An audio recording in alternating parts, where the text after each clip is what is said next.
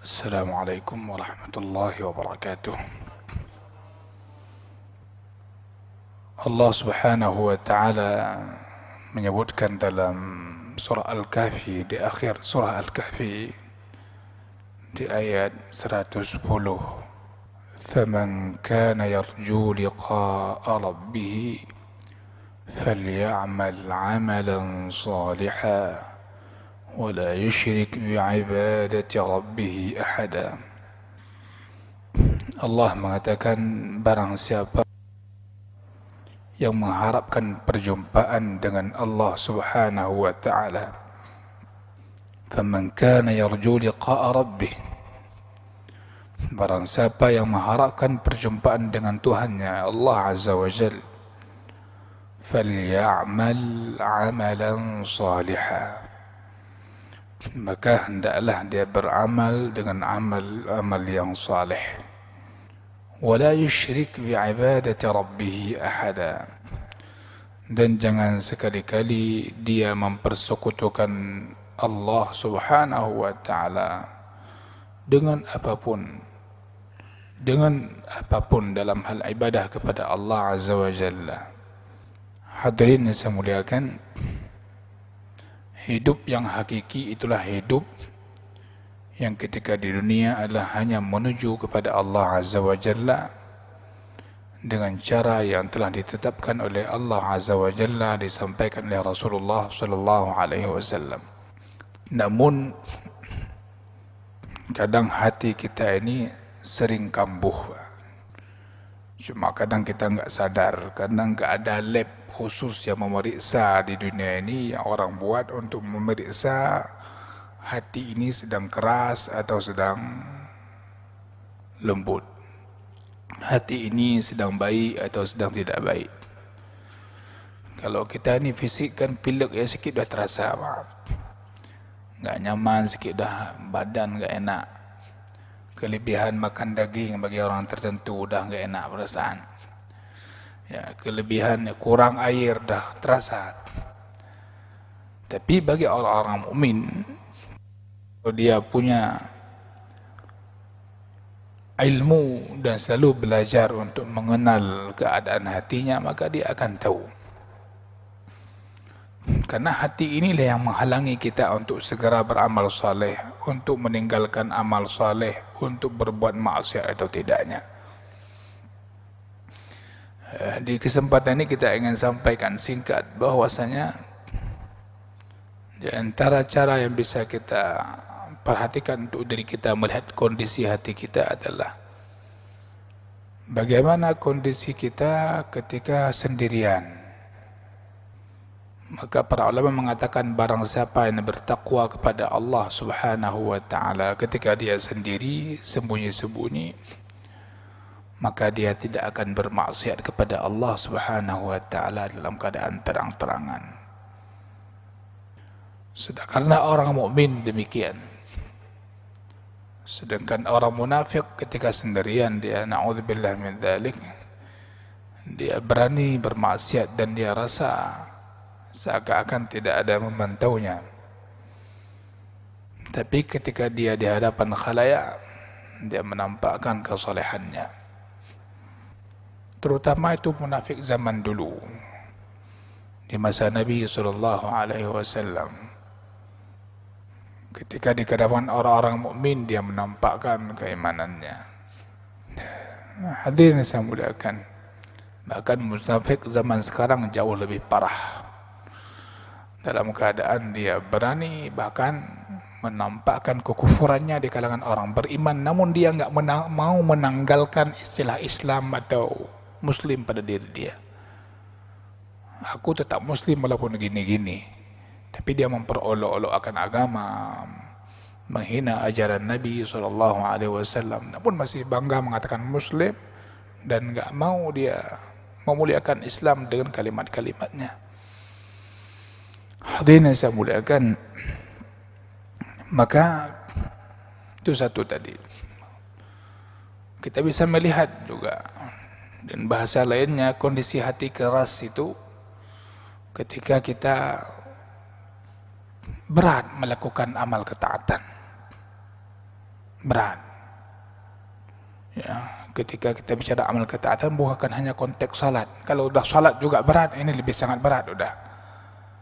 Amal ketaatan, amal saleh itu banyak sekali. Falyamal amalan salihah itu banyak sekali. Berat. Itu tanda hati sedang keras. Tanda hati sedang keras. Bahkan tidak tergerak ketika diingatkan.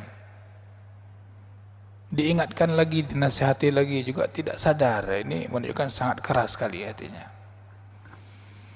Hadirin yang saya muliakan, maka Rasulullah SAW senantiasa mengingatkan kita, sebagaimana ungkapan semalam kita sampaikan, para Rasulullah itu senantiasa mengingatkan para sahabatnya akan kehidupan yang hakiki, yaitu akhirat, dengan cara diingatkan urusan-urusan akhirat. Dalam hadis Sahih Bukhari Muslim, Rasul SAW mengatakan, Allahumma la 'aisha illa 'aishul akhirah. Ya Allah, tidak ada kehidupan yang hakiki, kehidupan yang sebenarnya, kecuali kehidupan akhirat. Di sini jemaah saya muliakan, bagaimana kita menghadirkan dalam kehidupan kita sehari-hari di dunia ini, kehidupan akhirat itu seperti apa sih yang kita harapkan. Yang jelas apa yang kita usahakan di dunia ini kita tinggal. Dalam beberapa pengalaman hidup yang masing-masing kita mendapatkan, ada orang yang dia mati-matian berkorban, bekerja untuk membangun sebuah rumah mewah. Rumah mewah selesai, dia enggak sempat tempati, tinggal dunia dia. Ya. Kemudian begitu juga lain-lainnya, enggak didapatkan apa-apa. Karena memang Allah Subhanahu wa taala tidak pernah menjanjikan kalau kita buat di dunia ini kita akan pasti dapatkan apa yang kita mau. Maksudnya kamu ingin buat apapun di dunia ini, enggak untuk kamu nikmati belum tentu. Belum tentu. Betapa banyak yang kita kumpulkan di dunia ini untuk orang lain. Untuk orang lain, bukan untuk kita. Maka disinilah perlu kita ingat, barang siapa yang berharap berjumpa dengan Allah Ta'ala di dalam tafsir panjang lebar, maka hendaklah dia beramal saleh. Tanda serius orang itu meyakini akan kehidupan akhirat. Tanda betul-betul dia ingin berjumpa dengan Allah Subhanahu wa taala adalah terlihat pada amalannya. Gentadu menampung sapu buat, ya, tidak ada kisah. Kemudian kita mengatakan, alah, ana trip li kata wa Allah. Ngomongan gitu banyak, ana trip li kata wa Tuhan. Salat enggak, ibadah enggak, makanya jadi penghalang orang ibadah. Semua sadar hana trip li kata wa Tuhan, hana trip li kata wa Tuhan, hana trip li, semua ngomong kayak gitu. Tapi kenyataannya tidak ada persiapan. Ibarat orang mau pergi ke sesuatu tempat, perjalanan jauh, tiket enggak beli, kendaraan enggak ada, home tajak, nanti punya najib tajak. Bukan kayak gitu. Karena masalah kembali kepada Allah ini bukan masalah jenazah kita dibawa ke kuburan. Karena enggak mesti jenazah kita dibawa ke kuburan, kadang pak-pak lah mati itu. Mungkin di mana kita meninggal dunia. Ya. Kita di mana tinggal dunia nanti? Kilang laut atau makalan pi. Ada di mana? Itu enggak ada urusan. Tapi semua kita adalah bukan milik siapa-siapa kecuali hanya milik Allah Subhanahu wa taala. Ya, hadirin yang saya muliakan. Perasaan-perasaan seperti ini mesti sering dihadirkan dalam diri kita. Mahantanya do udip dunia yo. Do udip. Ya. Kita setiap hari dengar orang meninggal dunia, Pak. Tapi sepertinya orang tidak mengambil pelajaran. Ini juga tanda kerasnya hati. Kadang kawannya meninggal, sahabatnya meninggal. Tapi seperti tidak ada mengambil pelajaran. Kenapa? Ini hati kita keras, Pak. Hati kita keras. Na'udzubillah min dzalik. Ya, kembali kepada hadis tadi, sebagai kesimpulan penting yang selalu kita ingat, bahwasanya kehidupan yang diajak oleh Nabi SAW untuk umatnya adalah kehidupan bukan di dunia. Karena kehidupan di dunia ini enggak hidup semuanya. Ya, dan enggak hidup menikmati semua nikmat. Tapi kehidupan di syurga nantinya, yang semua orang berharap berjumpa dengan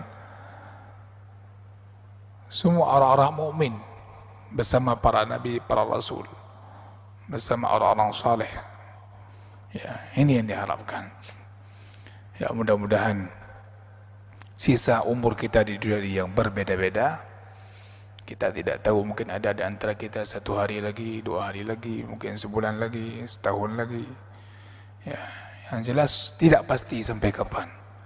Tapi ketidakpastian itu pasti. Ketidakpastian sampai kapan kita itu pasti. Artinya tidak pasti sampai minggu depan, itu pasti, Pak. Tapi jangan pernah kita mengharap ya seperti apa. Saya pun enggak tahu, ni semua kita enggak tahu. Maka seminggu sekali lah, minimal 2 minggu, seminggu 2 kali, 3 kali. Seandainya pun banyak lalai kita terhadap mengingat mati, ya minimal ada diingat. Bisa mengerim. Ya, itu bisa menghambat hal-hal yang tidak diinginkan oleh Allah Subhanahu wa taala. Insyaallah kita akan lebih hati-hati dalam hidup. Mudah-mudahan bermanfaat. Mohon maaf atas segala kekurangan. Subhanakallahumma wa bihamdika asyhadu an la ilaha illa anta astaghfiruka wa atubu ilaik. Wassalamualaikum warahmatullahi wabarakatuh.